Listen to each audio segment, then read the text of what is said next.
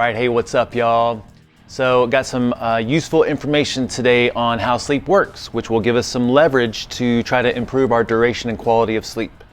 And so recently we did this sleep seminar that we call The Importance of Sleep, and it is an hour of power of everything that we've learned over the past 10 years crammed into the most concise, useful information possible.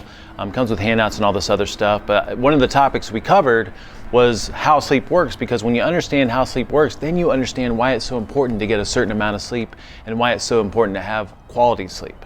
All right, so what we understand now is that most people, if you're healthy and you have good sleep patterns, ideally you're going to go through 5 different cycles of sleep. And think about cycles as periods of time, all right? So a cycle or 5 cycles for most people is going to take us about 7 to 9 hours to cycle through.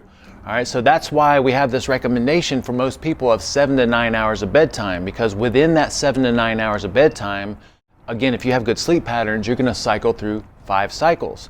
Now you'll notice that within each cycle, typically you're going to go from a wake state to a REM state, which is also known as the dreaming state, to the deeper stages of sleep, which is non-REM, stages 1 through 4.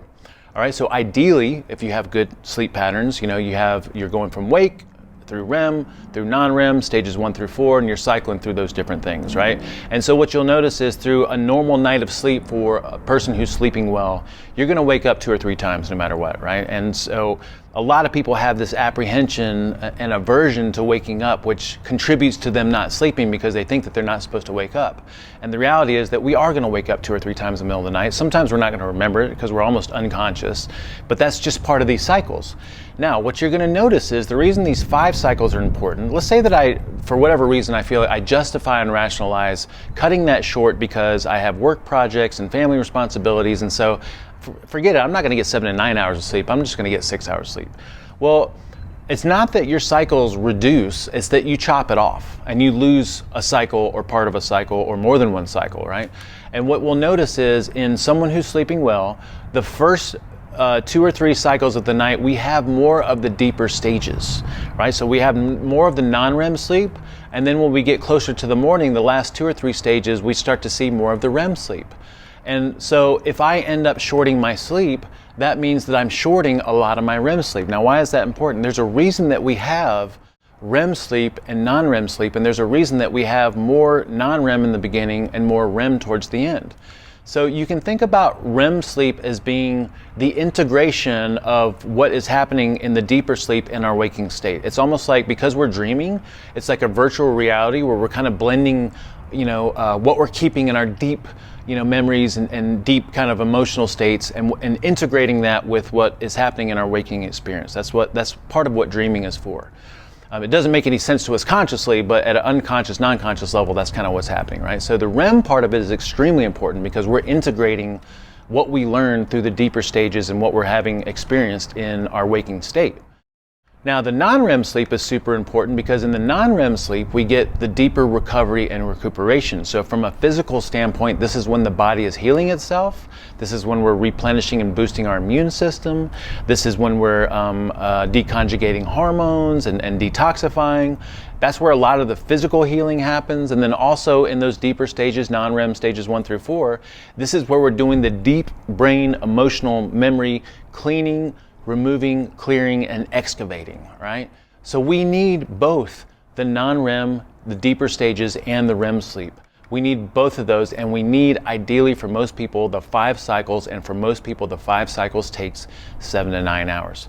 So what's the takeaway from this? Well, first of all, sleep is so crucial, it's ridiculous, all right? It's the missing link for so many people. For whatever reason, everything else gets prioritized over sleep.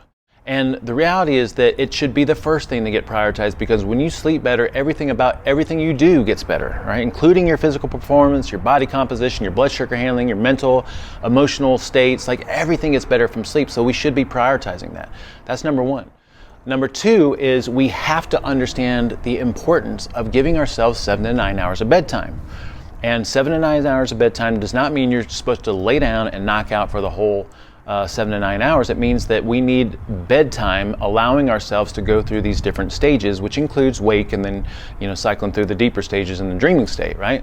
So The second point there is we need to emphasize or prioritize duration, and then to ensure that we're going through the deeper stages of recovery, the non-REM stages 1 through 4, we have to facilitate quality sleep.